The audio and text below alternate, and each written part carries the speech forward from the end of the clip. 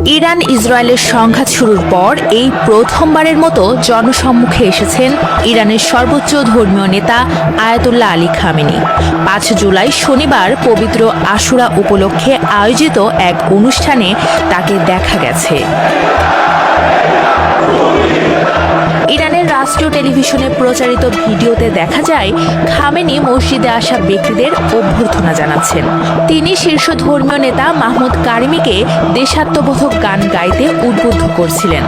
শনিবার খামেনির প্রকাশ্যে আসার বিষয়টি ছিল ইরানি সংবাদ মাধ্যমের তার অনুসারীরা টেলিভিশনে তাকে দেখে আনন্দ প্রকাশ করছেন, এমন দৃশ্য দেখা গেছে।